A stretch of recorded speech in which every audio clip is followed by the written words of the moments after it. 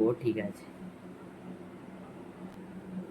So hi guys, অনেক পর তোমাদের সাথে দেখা। লাস্ট ভিডিও আই থিঙ্ক আবার জুলাই মান্থ করে এসেছিল। তো পুজোর পর এই যে ফার্স্ট ডে ট্রিপ, আগেরবারে আমরা যাবো ডুয়ার্স করেছিলাম, আই থিঙ্ক তোমরা দেখেছো। তো এরপরে আমরা করতে চলেছি সিমলা। তো মোটামুটি দেখতেই পাচ্ছ ব্যাগ ফ্যাগ গোছানো হয়ে গেছে। এবার আমাদের ট্রেন আছে হচ্ছে নেতাজি এক্সপ্রেস, ওটা প্রায় রাত্রিবেলা প্রায় 9:55 ছাড়ে। এখন আপাতত 7টা, সাড়ে 7টা বাজে। আমরা উবের বুক করেছি, আসছে, চলো উবেরে উঠি।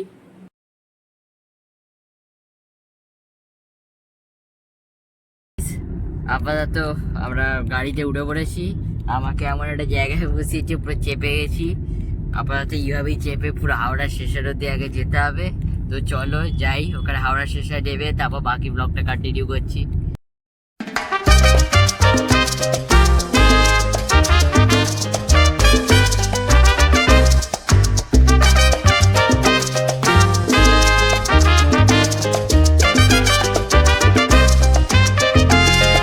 আমরা এখন হাওড়া স্টেশনে চলে এসেছি, এখন প্রায় 8:30 বাজে এক্স্যাক্ট। এখন প্রায় 1.5 ঘন্টা আমাদের স্টেশনেই কাটাতে হবে। আমাদের এখন পর্যন্ত ট্রেন দেয়নি যে ট্রেনে উঠে গিয়ে বসবো। তো দেখি, আমাদের ট্রেন দিয়ে দিয়েছে। তো এই জার্নিটা হচ্ছে টোটাল 1712 কিলোমিটার।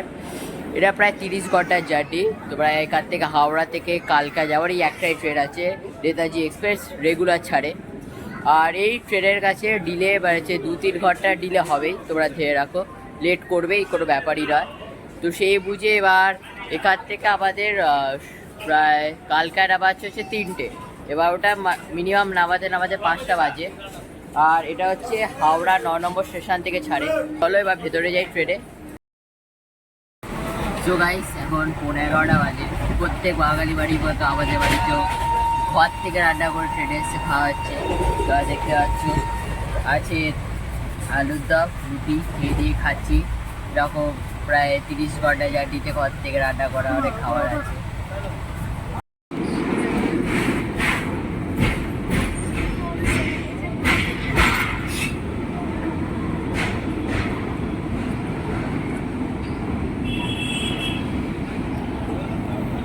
এখন কালকায় নেমে গেছি। এবার এটা হচ্ছে কালকা শিবরা, এটা হচ্ছে কালকা শিবরা রেলওয়ে, এটা হচ্ছে ইউনেস্কো সাইড।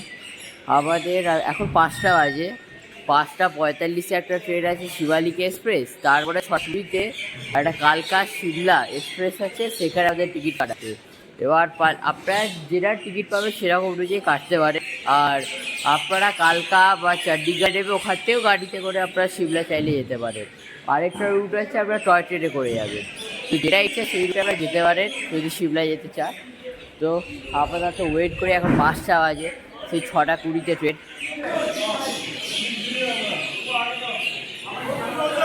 গাইস এই যে নেতাজি এক্সপ্রেসে যদি তোমরা শিমলা আসো, কারণ কি নেতাজি এক্সপ্রেস ছাড়া হাওড়া থেকে বা ওয়েস্ট বেঙ্গল থেকে কালকা ট্রেনই আছে, এই একটাই ট্রেন যেটা হাওড়া স্টেশন থেকে কালকা স্টেশনে আছে।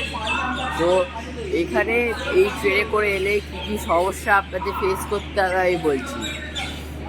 যেটা হচ্ছে, আপনারা যদি সিপ্লারে বুক করেন, আপনারা যে যতই সিট রিজার্ভেশনে থাকুক না কেন, কিছু ইউপি থাকবে যারা আপনাদের সিটের সঙ্গে মানে ওরা আর কি লোকাল ট্রেনের মতো সব উঠে যাবে রাত্রিবেলা।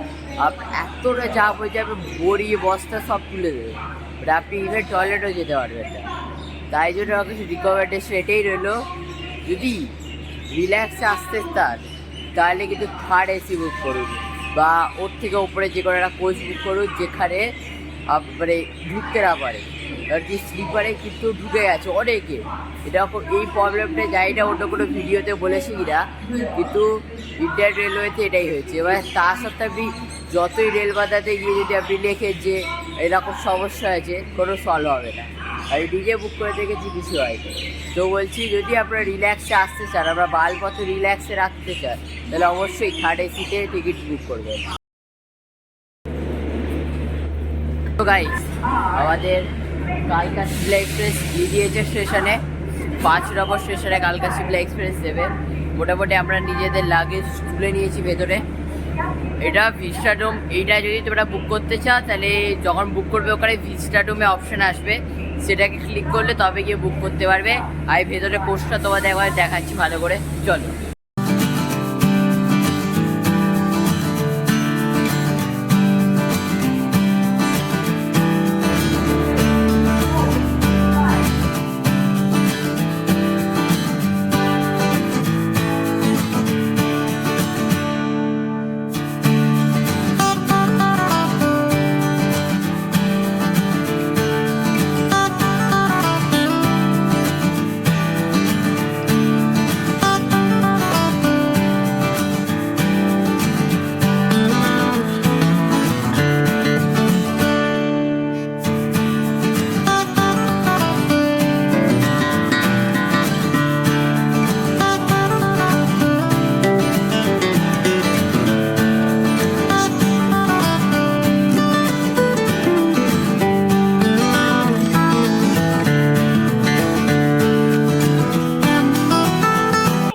বারোকে, এটা বারোক টানেল হচ্ছে সব থেকে লার্জেস্ট টানেল। তোমরা ওটা ক্রস করেই বারোক স্টেশনে আসবে, মানে অত বড় টানেল দেখেই বুঝতে পারবে যে নেক্সট স্টেশনটা বারোক।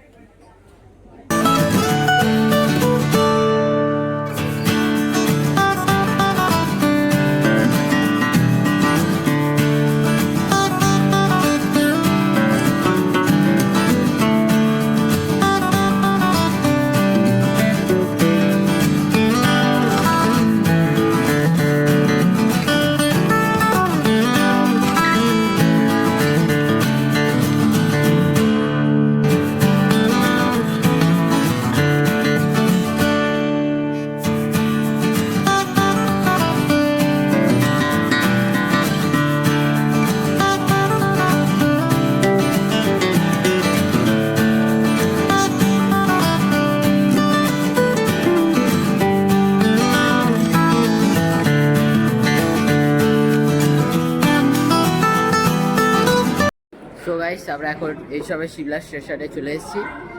আমাদের 11:50 টাইম ছিল, কিন্তু 11:53 বাজে এখন। তো এইখান দিয়ে বা উপরে গেলে তোমরা এবার পার্কিং পেয়ে যাবে ওখানে, যদি তোমরা গাড়ি বুক করে থাকো তো ভালো। আর তাহলে এখানে অনেক লোকই আছে, তোমাকে এসে জিজ্ঞাসা করবে যে গাড়ি লাগবে গিরিয়া কোন হোটেল, তো তোমরা সেইগুলো প্রেফার করতে পারো। সো গাইস, আমরা এখন গাড়িতে উঠে পড়েছি, এবার আমাদের হোটেলে গিয়ে নামি। আজকে আমাদের সেরকম প্ল্যান নেই, খালি ম্যান রোড আর ওই দিকটা এক্সপ্লোর করব, দ্য রিচ, লাক্কার বাজার, এগুলো এক্সপ্লোর করব আজকের দিনটা। আর কালকে আমরা বেরোবো কুফরির দিকে। তো গাইস, আমরা হচ্ছে হোটেল থেকে বেরিয়ে পড়েছি, পিছনেই ক্রাইস্ট চার্চ। আমরা এখন ঠিক করেছি যে কালীবাড়িতে গিয়ে লাঞ্চ করব। তো কালীবাড়িটা আছে ওইদিকে, তো চলো যাই কালীবাড়িতে। পিছর দিকে কালীবাড়ি। আমরা ভেবেছিলাম লাঞ্চটা এখানে সারবো, বাট লাঞ্চ এখানে 10টা থেকে 2টো অবধি হয়, কিন্তু এখন বাজে 3:10, আমরা তাই পাবো না। তো আপনারা যদি খেতে চান এই টাইমের ভেতরে আসবেন, আর যারা যারা রাত্রিবেলা ডিনার করতে চান তারা 7:30 থেকে 10টার ভেতরে আসবেন। তো চলুন ম্যাল রোডের দিকে যাই, কোনো হোটেলে পেলে খাবো।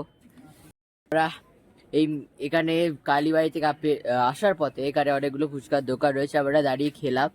ফুচকার জলটা ঠান্ডা, এখানে জল ঠান্ডা, ফুচকার জল মোটামুটি।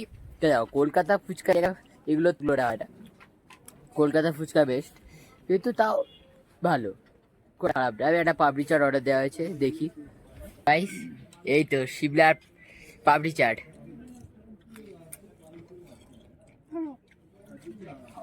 ভালো, খারাপ না, একবার ট্রাই করতে। সো গাইস, চুরমুর অর্ডার দেওয়া রয়েছে, এই তো শিমলার চুরমুর।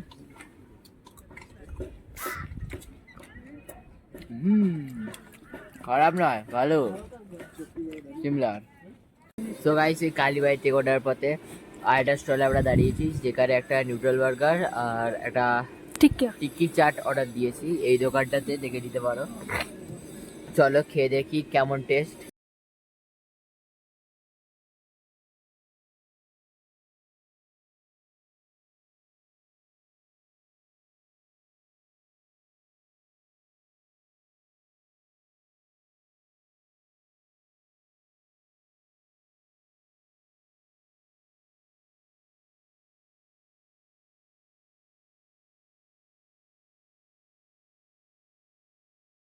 দেখো এই নুডল বার্গারটা খাই।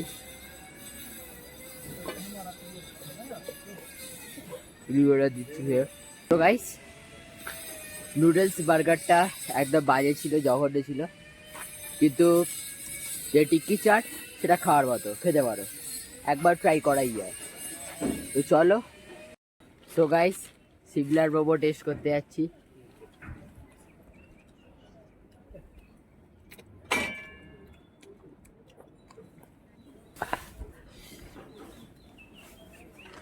ভালো না।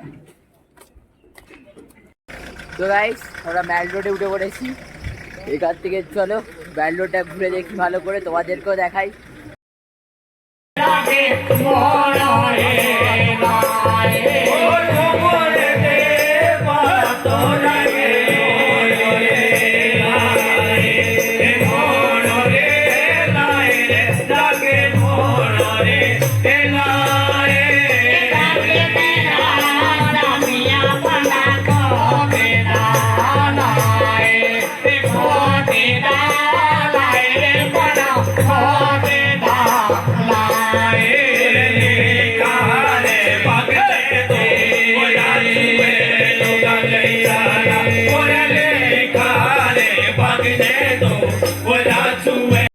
আমরা দ্য রিচ আর ম্যাডলোড ঘোরার পর এখন একটা হোটেলে এসেছি, এখন প্রায় 8টা বাজে।